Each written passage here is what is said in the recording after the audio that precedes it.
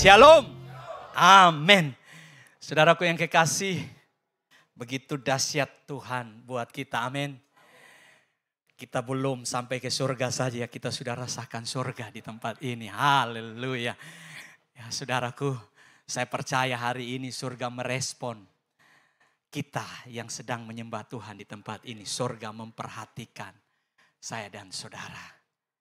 Wow, luar biasa Tuhan kita. Terima kasih Pak Gembala dan Ibu, para pengurus, hamba-hamba Tuhan, dan semua jemaat yang masih mengizinkan saya berada di sini.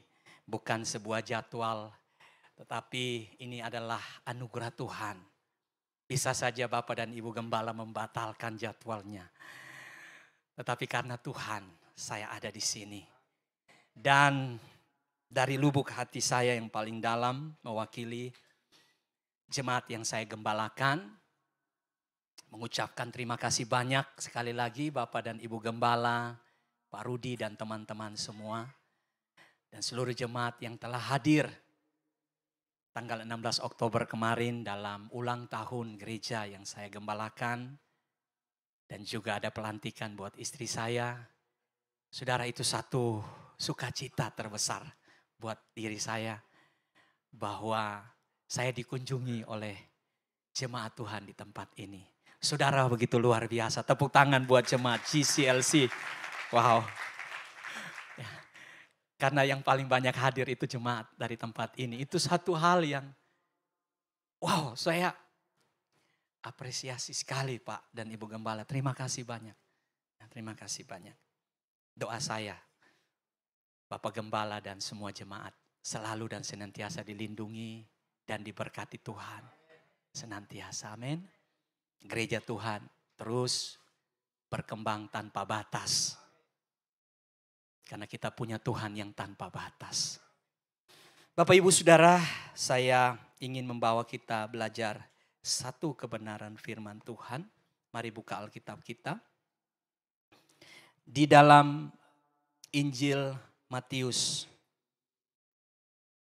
Matius pasal 14 ayat 22 sampai ayat 33.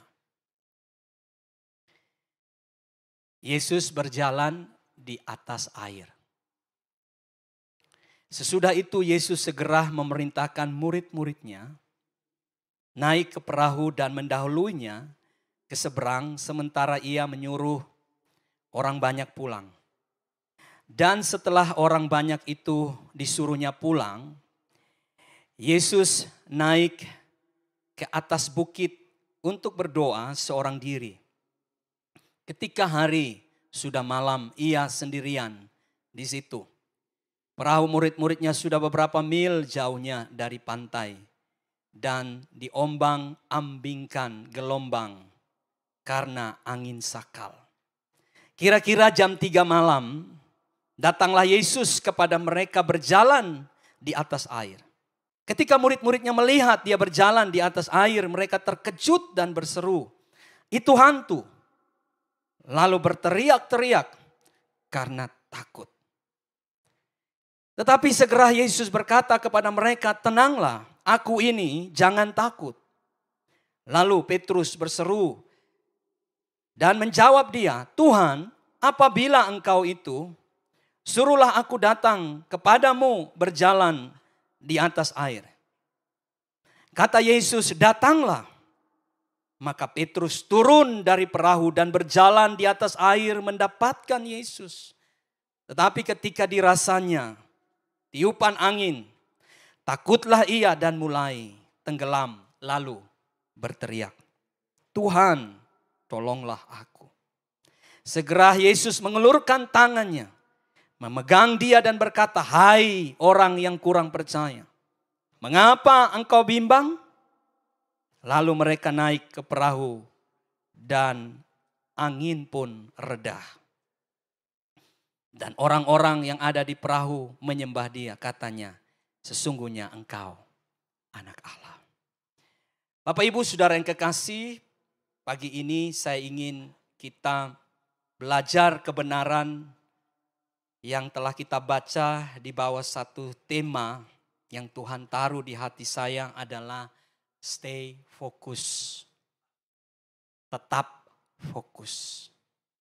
Mari sama-sama katakan tetap fokus.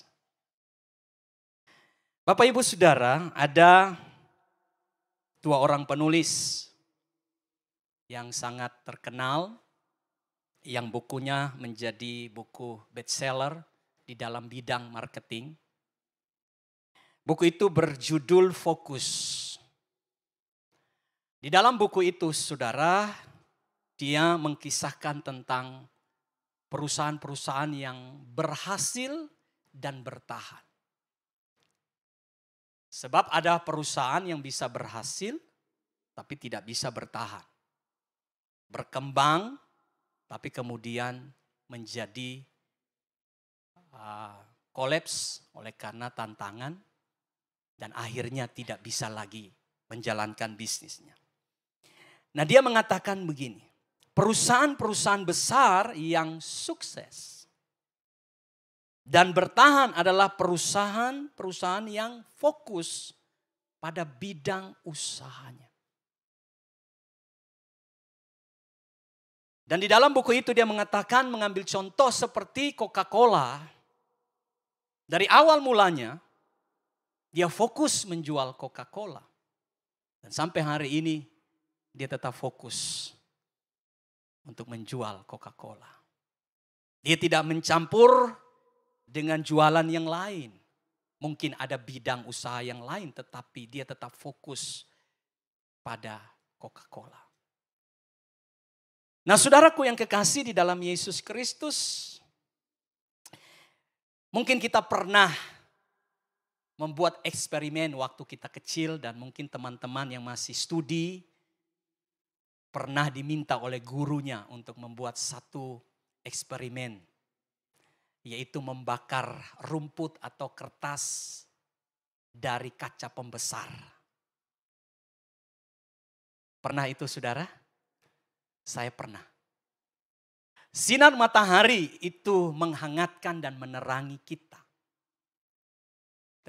Tapi ketika kaca pembesar, saudara, diarahkan di bawah sinar matahari, maka sinar matahari itu yang hangat, yang menerangi itu, diserap oleh kaca pembesar dan menjadikannya menjadi satu titik, maka itu dapat membakar kertas, rumput, atau kapas yang berada di bawahnya. Karena fokus. Sinar laser dapat membuat berlian yang indah. Sinar laser yang terfokus itu dapat membelah baja yang sangat keras. Sinar laser juga dapat dipakai oleh tim medis untuk mengoperasi kanker atau menghancurkan batu ginjal yang ada pada pasien. Mengapa? Karena fokus. Nah, saudaraku yang kekasih, saya senang sekali dengan tulisan ini. Dia berkata sukses dan bertahan. Saudara ingat firman Tuhan katakan di dalam Yosua pasal 1 ayat yang ke-7 sampai ayat yang ke-9. Tuhan ingatkan kepada Yosua dengan sebaik-baiknya. Mengapa? Karena terjadi sebuah perpindahan estafet kepemimpinan dari Musa kepada Yosua. Yosua harus memimpin 6.000 lebih orang Israel pada waktu itu untuk menuju tanah perjanjian. Dan saudara, bangsa Israel bukan bangsa biasa. Bangsa Israel dikatakan oleh firman Tuhan bangsa yang tegar tengkuk. Pemimpin yang sekaliber Musa, yang bisa mengangkat tongkat dan laut teberau terbelah. Bisa menunjuk batu dan dari batu itu keluar air. Bisa melemparkan seranting pohon di air yang pahit. Dan air yang pahit itu menjadi manis. Tetapi sehebat Musa, bangsa Israel tetap menggerutu, mengeluh, bahkan memberontak. Oleh sebab itu saudaraku, Tuhan bilang kepada Yosua, Yosua, ingatlah. Jika engkau mau berhasil dan beruntung, engkau mau sukses dan engkau bertahan. Sebab ada orang yang sukses belum tentu beruntung. Amin. Ada orang yang beruntung belum tentu berhasil. Tetapi Tuhan berbicara komplit. Ini bukan nasi goreng komplit, saudara. Ya. Kalau kita makan nasi goreng, kita pesan nasi goreng komplit. Ada telur mata sapinya di atas, saudara. Ada tambahan-tambahan daging di atasnya. Tuhan bilang dengan komplit kepada Yosua, jika engkau mau berhasil dalam perjalananmu dan engkau survive, beruntung dalam seluruh kehidupanmu, maka engkau harus memikirkan dengan berhati-hati, yaitu fokus di dalam hidupmu. Nah, itu bahagian firman Tuhan yang lain, saudara. Kita mau lihat apa yang Tuhan mau dari cerita ini. Nah, saudaraku yang kekasih, hari ini Tuhan mau saya dan saudara fokus. Amin. Supaya perjalanan saya dan saudara beruntung dan berhasil. Dan saudara kita menjadi orang-orang yang kreatif, produktif, inovatif. Saudara, orang yang fokus itu pasti dia produktif, kreatif, dan inovatif. Ya, hari-hari ini kita dituntut untuk produktif, kreatif, dan inovatif. Dalam gereja juga, saudara. Kalau kita tidak inovatif, lama-lama jemaat juga boring datang beribadah. Amin. Kita percaya ada mujizat, ada kuasa, ada hadirat Tuhan. Tetapi saudara berhadapan dengan daging ini. Saya dan saudara masih punya daging? Coba saudara cubit, sakit. Masih sakit? Sakit, saudara. Daging ini selalu menginginkan sesuatu yang baru. Dan saya percaya orang-orang yang ada di tempat ini, Bapak Ibu Gembala dan semua pelayan, hamba-hamba Tuhan adalah orang-orang yang produktif, inovatif, dan kreatif. Tepuk tangan, kemuliaan buat Tuhan kita. Sebab Tuhan dari awalnya sudah memberitahukan itu buat Ibu dan Bapak Gembala. Bahkan dia taruh di hati saya bahwa gereja ini mau dipakai oleh Tuhan secara luar biasa. Tadi saya duduk, saudaraku yang kekasih, jujur. Tadi saya duduk, ada dua kata yang muncul. House of Miracle. Saya kaget, saudara. Saya tanya, apa arti daripada kalimat itu? Tuhan bilang di sini akan terjadi mujizat. Mujizat. Rumah mujizat. Mengapa? Karena ada orang-orang yang beriman kepada Tuhan. Ingat, saudara, kesembuhan Tuhan sudah sediakan di sorga. Ada tangan yang baru di sorga. Ada kaki yang baru di sorga. Ada jantung yang baru di sorga. Ada paru-paru yang ada Tuhan taruh di sorga. Bagaimana saudara membawa itu datang ke dalam dunia ini? Butuh iman untuk menarik yang Tuhan sediakan di sorga turun ke dalam dunia ini. Dan Tuhan bilang ada iman di tempat ini. Amin, saudara. Tepuk tangan kemuliaan buat Tuhan. Nah, saudaraku yang kekasih, fokus yang benar yang harus kita miliki dari cerita ini, yang Tuhan mau ajarkan kepada saya dan saudara sebagai murid-muridnya. Yang pertama, saudara, mari kita lihat di ayat yang ke-25. Saya baca dari ayat yang ke-24. Perahu murid-muridnya sudah beberapa mil jauhnya dari pantai dan diombang-ambingkan gelombang karena angin sakal. Saudaraku yang kekasih, kalau saudara baca dalam Markus, di situ dikatakan bahwa murid-muridnya kepayahan, sangat payah dalam mendayung perahunya karena angin sakal. Yang pertama, fokus yang benar, saudara tangkap ini. Fokus yang benar, yaitu saudara berfokus pada kemampuan yang saudara miliki, bukan kepada masalah yang sedang terjadi. Ini memang sudah biasa, saudara. Sudah sering dikhotbahkan. Tapi saya kembali ingatkan sebagai hamba Allah kepada saudara. Ketika saudara dalam perjalanan hidup saudara, yang pertama, fokus pada apa yang Tuhan taruh dalam diri saudara. Kemampuan yang Tuhan taruh dalam diri saudara. Jangan fokus kepada gelombang badai yang sedang Tuhan izinkan terjadi dalam hidupmu. Saudaraku yang kekasih dalam Yesus Kristus, angin sakal ini bukan pertama kali terjadi di Danau Galilea. Saudara, murid-murid adalah kebanyakan dari mereka adalah nelayan tulen. Mereka sudah expert di sana. Mereka sudah bertahun-tahun menjadi nelayan dan sudah mengerti tentang situasi Danau Galilea. Mereka sudah sering berhadapan dengan yang namanya angin sakal. Saudara tahu angin sakal? Angin sakal itu headwind. Artinya angin yang datang menghantam wajah. Angin haluan kapal, artinya angin yang berlawanan arah. Jadi ketika murid-murid mendayung perahunya, maka angin sakal itu artinya angin yang berlawanan arah, yang datang dari arah yang berlawanan.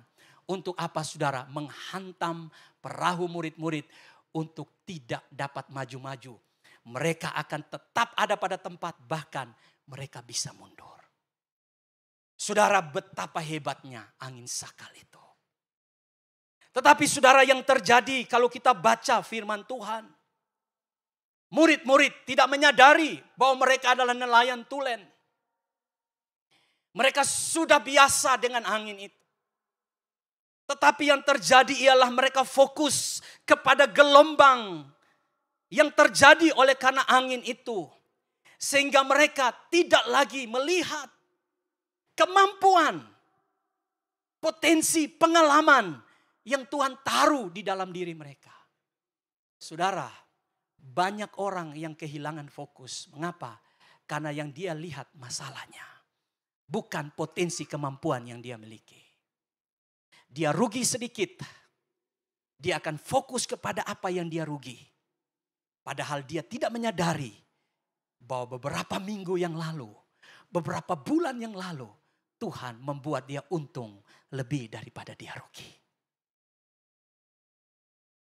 Seorang mahasiswa, seorang siswa, dia hanya fokus pada satu bidang studi yang nilainya C atau D. Dia tidak fokus kepada beberapa bidang studi yang nilainya A. Sehingga saudara, ketika dia melihat nilai D dan nilai C itu, dia tidak menyadari kemampuan yang Tuhan taruh di dalam dirinya. Saudara, kadang-kadang kita tidak menyadari betapa hebatnya. Saya di sini tidak meninggikan diri, tidak meninggikan siapa kita. Tetapi Tuhan tidak pernah salah dalam menciptakan saudara. Tuhan saya dan saudara tidak pernah salah menciptakan saya dan saudara. Ada amin. Dia tidak pernah salah menciptakan dan menjadikan saya dan saudara. Saudara, kita bukan ciptaan yang biasa-biasa. Amin. Dia menaruh kapasitasnya di dalam diri saya dan saudara. Dia menaruh kemampuan-kemampuan ilahi di dalam diri saya dan saudara. Dan kalau hari ini seorang yang bernama Elon Musk bisa membuat sebuah pesawat SpaceX yang bisa membuat pesawat ruang angkasa membawa pesawat itu ulang alik ke Mars. Saudara lihat betapa luar biasanya manusia itu. Dan saudara bisa, kalau saudara mau ke Mars bisa hubungi Elon saudara. Ya, dengan harga beberapa M saudara bisa pulang balik Mars saudara. Tapi jujur, Elon dengan pesawat turbonya tidak bisa menemukan sorga. Amin. Kita punya Tuhan yang tahu jalan ke sorga. Tepuk tangan kemuliaan kepada Tuhan kita Yesus Kristus. Saudara, Tuhan tidak pernah salah. Dia menciptakan saudara dan menaruh kapasitas yang luar biasa. Saudara pikir komputer yang begitu canggih, saudara, itu melebihi kecanggihan manusia. Tidak. Justru manusia yang menciptakan komputer itu. Amin. Saudara lebih canggih dari apapun yang ada di dunia ini. Amin. Kadang-kadang saudara, kita fokus pada masalah dan iblis pintar. Iblis pintar. Dia mau menutupi mata kita dari segala potensi yang Tuhan taruh dalam hidup kita. Coba kamu lihat masalahmu besar. Coba kamu lihat tidak ada jalan keluar. Coba kamu lihat Tuhan tidak tolong kamu. Padahal saudara tahu bahwa beberapa waktu yang lalu Tuhan pernah menolong saudara. Tuhan pernah memberikan jalan keluar kepada saudara. Tapi iblis mau kita lihat kepada masalah. Saul seorang raja Israel yang hebat. Kalau saudara lihat kriteria pemilihan Saul, dia seorang yang tinggi melebihi bangsa Israel secara postur tubuh, seorang yang gagah. Dia seorang ahli perang. Tetapi ketika dia diperhadapkan kepada Goliat, Goliat itu tingginya saudara 6 hasta. 1 hasta 45 cm. Itu berarti 127 cm.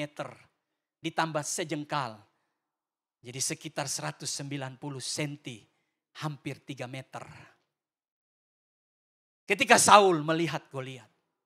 Dia lihat masalah. The big problem. Yang begitu berat.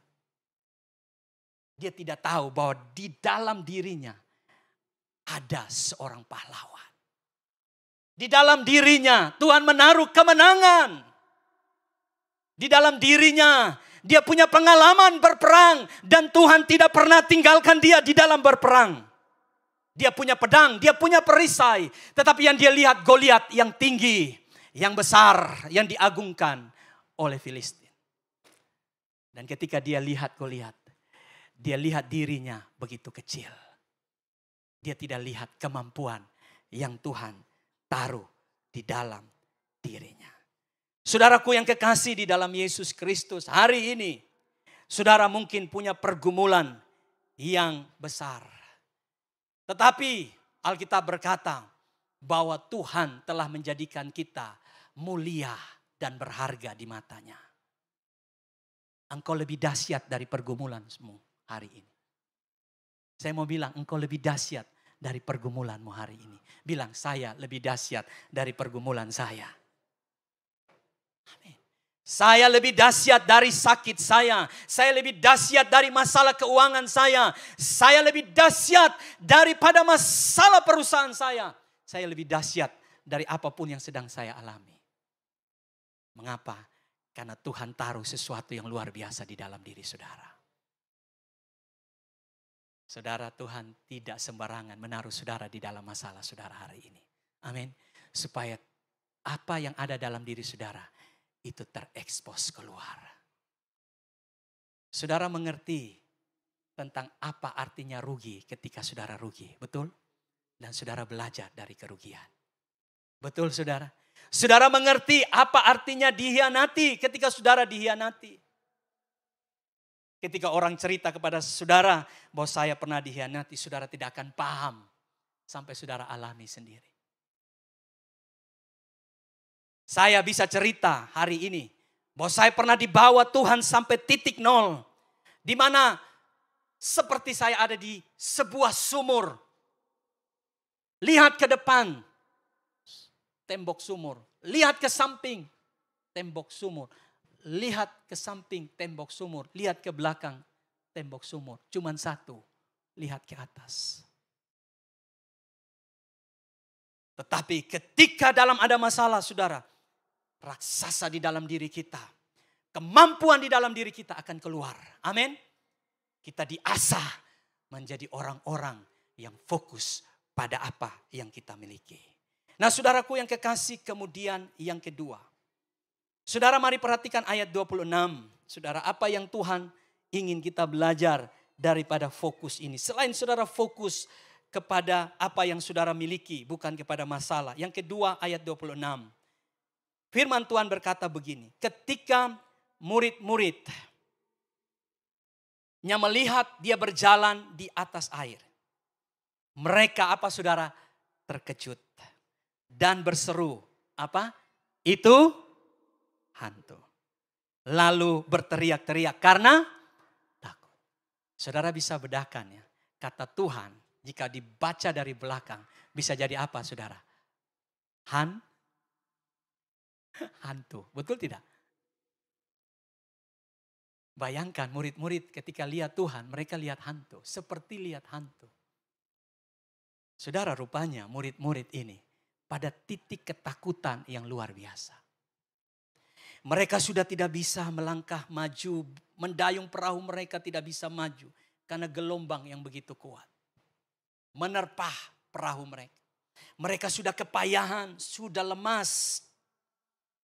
Tiba-tiba mereka lihat satu sosok berjalan di atas air. Mereka sudah tidak bisa mengenal Yesus. Saudara ketika saudara dalam ketakutan. Saudara tidak bisa lagi. Dan saudara sudah sangat rabun. Untuk dapat mengenal suara Tuhan dan pribadi Tuhan. Yang kedua saudara. Ketika saudara ada dalam perjalanan hidup saudara. Ini dia. Jangan fokus pada ketakutan. Tapi fokus pada solusi yang Tuhan siapkan buat saudara. Murid-murid tidak bisa kenal Yesus. Bayangkan saudara, sebelumnya mereka ada bersama dengan Yesus. Kalau saudara baca, mereka bersama-sama dengan Yesus. Memberi makan 5.000 orang. Mereka melihat mujizat. Tetapi pada malam itu, ketika mereka ada di dalam ketakutan, fokus mereka kepada masalah.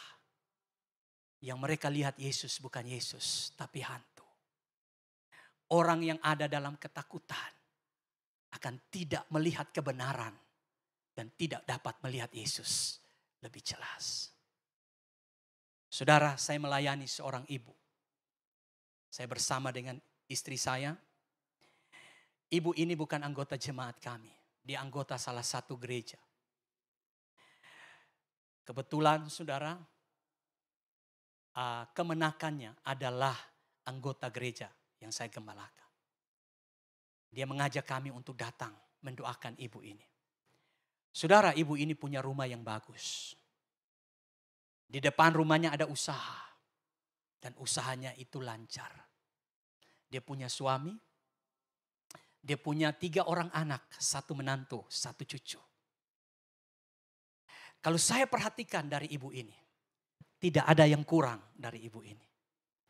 Dia punya suami yang cinta Tuhan. Dia punya anak-anak yang setia bahkan melayani Tuhan. Dia punya usaha yang baik. Dan selalu saja usahanya ramai. Sebelum masa corona itu datang, saudara. Tetapi yang terjadi dengan ibu ini, saudara. Ternyata ibu ini sakit. Dan ketika kami datang tanya kepada dia, ibu sakit apa? Dia bilang, Pak, saya juga tidak tahu penyakit saya. Saya susah sekali tidur. Saya gelisah. Saya ke dokter untuk bertanya penyakit saya. Dokter tidak dapat mendeteksi penyakit saya. Dan dia hanya memberikan obat tidur kepada saya. Lalu saudara, di dalam konseling itu. Saudara, memang kalau kita konseling, kita harus menyiapkan telinga lebih daripada mulut.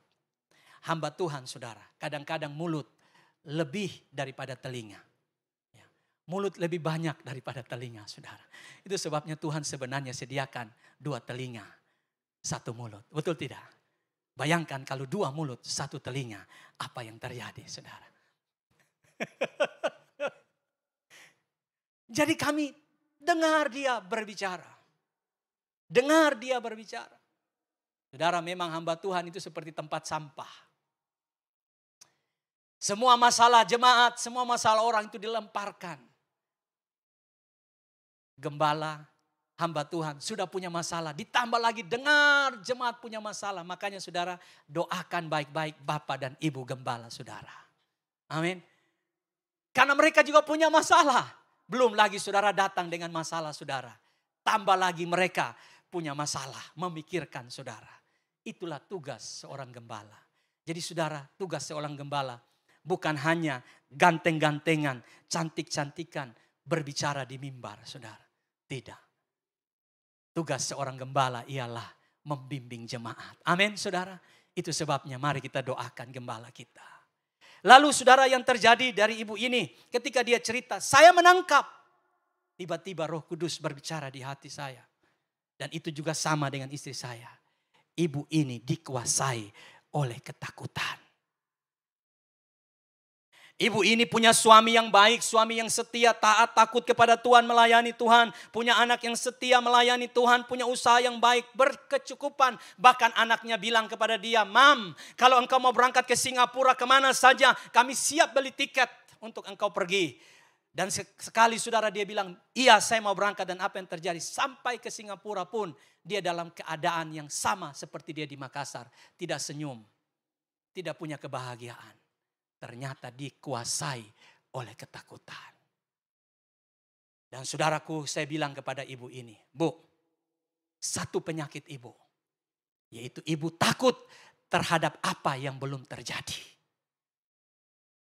Betul saudara, ketika saya ngomong ini, dia berkata, benar Pak. Saya takut terhadap apa yang belum terjadi. Dia berpikir bagaimana suaminya nanti ketika dia meninggal. Belum meninggal, dia sudah takut bagaimana suaminya nanti. Apakah kawin lagi atau tidak. Dia takut anak-anaknya bagaimana dapat pasangan hidup yang terbaik. Dia takut tentang usahanya nanti bagaimana. Dia takut terhadap apa yang belum terjadi. Saudara, kadang-kadang saudara, kita pun seperti itu. Suami belum berselingkuh, kita sudah takut suami berselingkuh. Usaha kita lagi ramai, kita sudah takut bagaimana besoknya. Betul tidak? Baru benjolan sedikit sudah takut, wah ini kanker. Dokter belum bilang kanker, saudara sudah bilang kanker. Kita takut terhadap apa yang belum terjadi. Dan kita tidak melihat solusi yang Tuhan siapkan di dalam kehidupan kita. Saudara, iblis itu pintar sekali lagi. Dia bilang, ayo gereja. Dia terus dorong saudara gereja.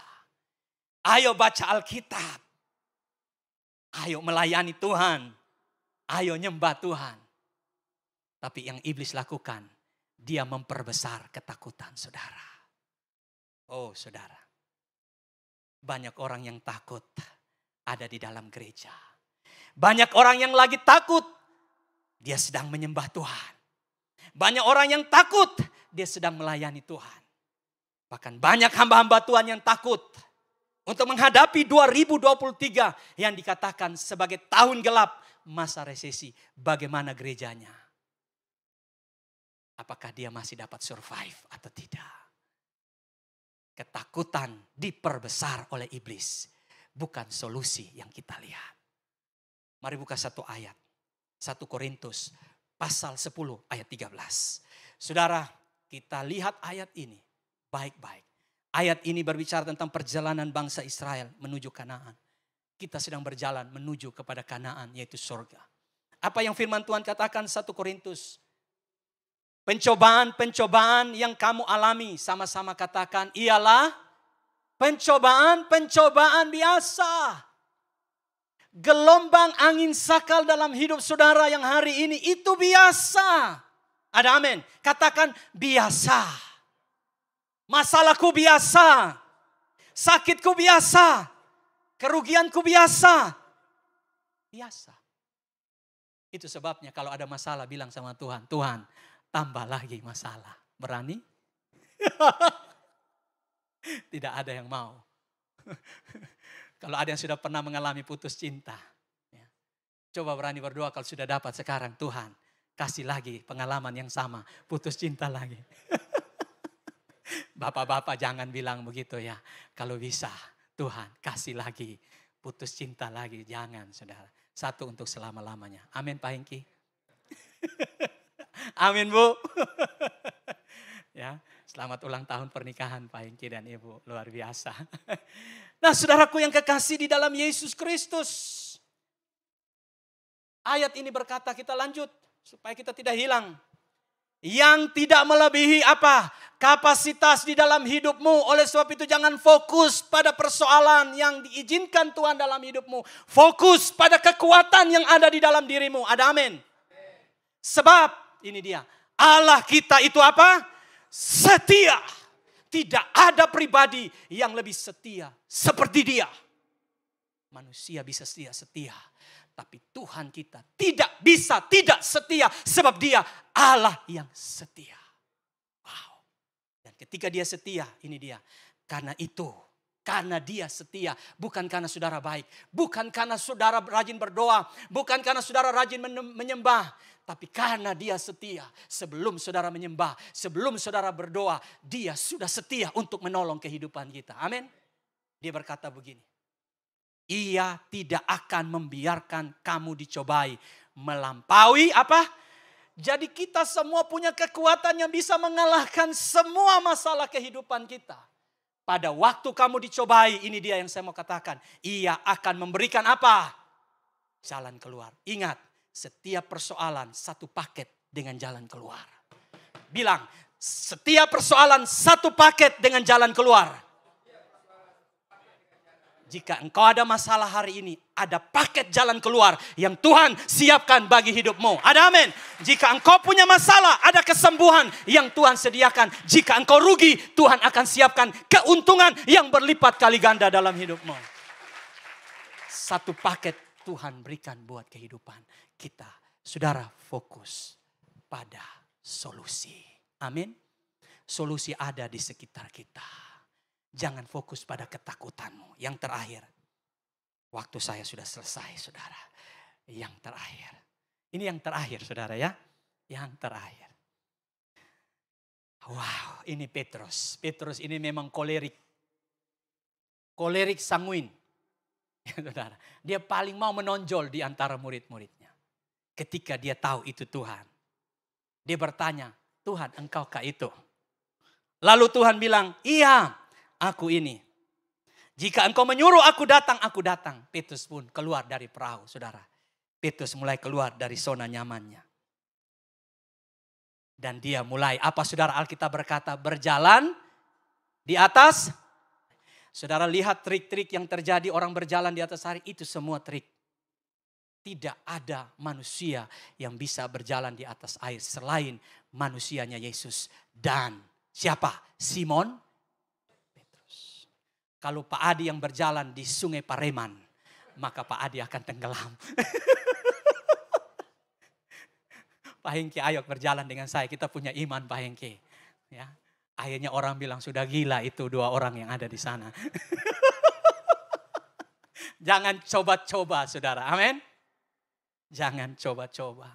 Saya seringkali diundang doa buat orang yang sudah tinggal sedikit lagi lihat sorga. Dan apa yang terjadi, Tuhan kasih karunia pencabut nyawa, saudara. Bukan sembuh, tapi orang itu akhirnya ketemu Tuhan. Itu karunia juga, saudara. Tapi pertamanya saya takut, saudara. Saya bilang, Tuhan, jangan izinkan saya berdoa. Ketika orang sudah, keluarga sudah pada nangis semua. Ketika saya berdoa, minta mujizat, ternyata memang mujizat yang terjadi. Orang itu, innalillahi wa inna ilaihi rajiun. Sembuh total, masuk surga saudara. Itu juga karunia pencabut nyawa. Bukan saya, Tuhan yang membawa dia ke surga. Saudara, Petrus ini berani melangkah keluar. Tetapi saudara perhatikan di ayat 30. Ini persoalan kita semua. Mari kita akhiri di ayat 30. Tetapi ketika apa saudara? Di rasanya. Saudara kalau makan itu pakai rasa atau pakai pikiran? Rasa. Saya pikir makanan ini enak. Tapi sebelum saudara rasa, saudara tidak bisa ngomong seperti itu. Betul tidak? Kalau Pak Alex bilang itu pangsit tore, enak. Dan saya tanya, Pak Alex sudah coba? Sudah Pak, saya percaya. Karena sudah dirasakan. Nah ini yang sering kali menjatuhkan saya dan saudara. Petrus mulai berjalan di atas air. Mujizat itu terjadi, saudaraku. Murid-murid pasti tercengang lihat. Wow, Petrus luar biasa. Tetapi ketika fokus Petrus mulai bukan lagi pada Yesus, tetapi pada apa yang dirasanya. Ini dia. Dirasanya angin kencang itu masih ada. Waktu fokusnya beralih pada perasaannya, Petrus mulai tenggelam. Yang ketiga, jangan fokus pada perasaanmu. Fokus pada Yesus. Amin. Hari ini Yesus berkata, datanglah, aku ini, jangan takut. Ketika matamu memandang kepada Yesus, engkau tidak peduli apa yang engkau rasakan, apa yang terjadi di sekelilingmu. Yesus tidak pernah salah. Perasaanmu bisa salah. Pikiranmu bisa salah. Kebenaran tidak pernah salah. Yesus tidak pernah salah. Ketika dia berkata, Petrus engkau bisa berjalan di atas air. Tidak akan salah. Yang salahnya Petrus berfokus pada perasaannya. Lalu Pak, kita tidak boleh berfokus pada perasaan. Ujilah perasaanmu dengan kebenaran firman Tuhan. Jangan menjadi perasaanmu ukuran. Istri saya selalu bilang, Pak, saya rasa toh itu orang punya motivasi kurang baik. Saya bilang, benar perasaanmu sudah diuji? Tidak Ji, cuman saya rasa Ji. Saya bilang uji dulu. Dan ketika dia uji tetap yang sama, saya bilang uji lagi. Tetap yang sama, uji lagi. Dan ketika diuji itu sama betul. Perasaan saudara yang dikuasai oleh Tuhan, itu juga dipakai oleh Tuhan. Tapi seringkali kita tidak menguji dan pada akhirnya kita salah. Yang mau pacaran, jangan cuma dirasa dia cantik, dia gagah. Datang dengan mobil, bawa makan di tempat elit. Ketika mau naik mobil, buka pintu. Banyak kali saudara, ketika orang mulai menikah dan sudah menikah, apa yang terjadi? Seperti yang dia pacaran tidak pernah terjadi lagi. Buka pintu sendiri. Jalan-jalan sendiri. Kalau pacaran kemana saja ditemani. Mau ke pasar pun ditemani. Halo? Mari kita berdiri saudaraku yang kekasih. Fokus pada Yesus. Yesus tidak pernah salah, ada amin. Mari hari ini katakan, Tuhan, aku mau fokus kepada apa yang Tuhan taruh dalam hidupku. Aku punya kapasitas.